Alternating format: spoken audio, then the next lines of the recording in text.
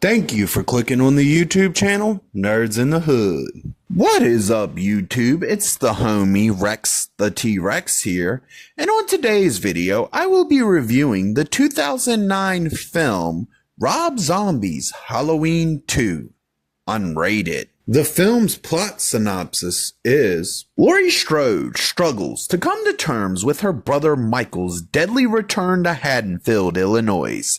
Meanwhile, Michael prepares for another reunion with his sister. The cast for the film is: we got Scout Taylor Compton as Laurie Strode, Malcolm McDowell as Dr. Samuel Loomis, Tyler Main as Michael Myers, and Danielle Harris as Annie Brackett. This movie was written and directed by Rob Zombie. This movie was filmed in Covington, Georgia. Now, I didn't get into detail with this in the first movie because I wanted to hold off for this film to explain this. This movie is the Laurie Strode story. The previous movie was the Michael Myers story.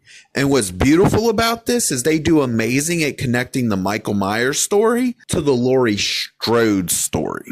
The reason this is the Laurie Strode story is because this movie is specifically about the trauma that Laurie Strode had inflicted upon her in the first film and how she's processing it and how it's affecting her on a mental level. We get a cast that does great for the most part. And I say that because I feel like in this film, he did great in the first film, but in this film, it feels like Brad Dourif didn't really put forth as much effort to his role this time around, and some of his scenes kind of fall flat for me. So outside of him, everybody else did fine. He just kind of brought it down a little bit for me because it feels more like he's just phoning it in for the paycheck than actually trying to commit. And the thing that gets me is that Brad Dourif can act when he commits to the role, but it doesn't seem like he always fully commits to his roles. It feels like sometimes he just phones shit in, and this is one of them times. Another thing in this movie that kind of just struck me and I was like, this is kind of dragging the movie down, is the fact that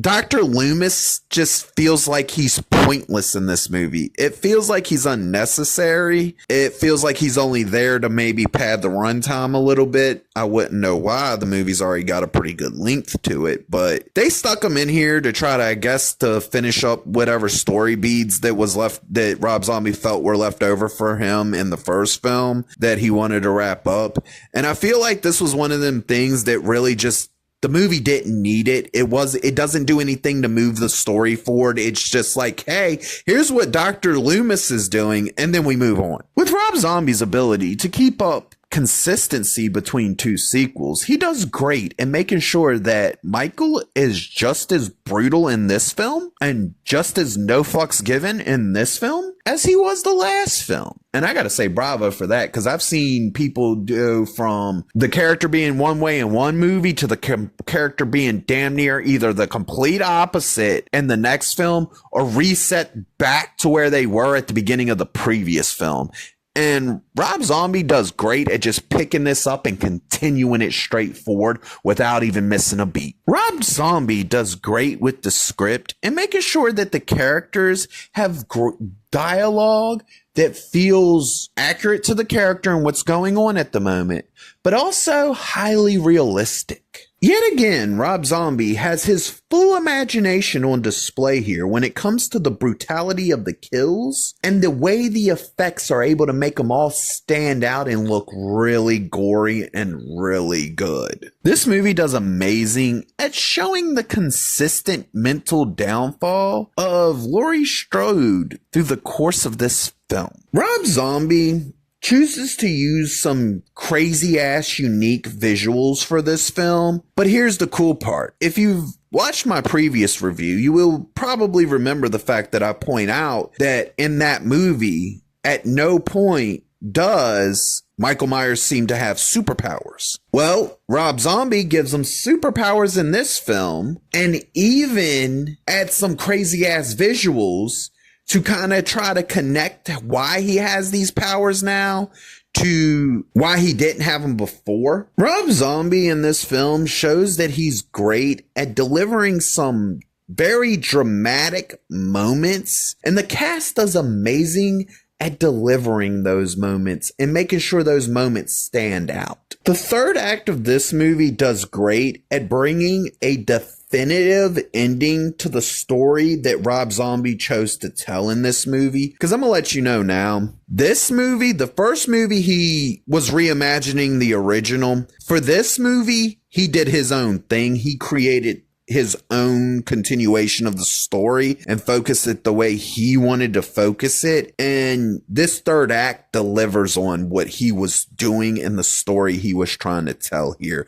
and making sure that it wraps it up in a way that there is no question that this is the definitive ending for his story. I said this in my previous review for the first Rob Zombie film, but I want to go out and point out again that Rob Zombie was able to tell the family version of Halloween better than any other Halloween movie has been able to. And it does this so amazingly because it ingrains this family aspect into the start of the first film and builds on it and sets it up so that once you get the delivery of the third act in this film and you get through this movie and you see how the two stories connect and the whole arching story he's telling here, you get something that's actually very unique, and you will probably never see it pulled off this way again. With this film, we get a great original Halloween story that has Rob Zombie's unique grindhouse, realistic grittiness to it. And even though I felt like we really didn't need Dr. Loomis to be in this movie, and that Brad Dourif should have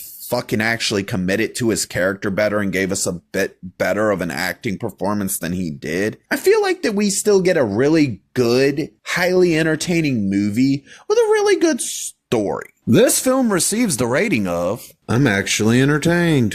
If you liked the video, please click the thumbs up.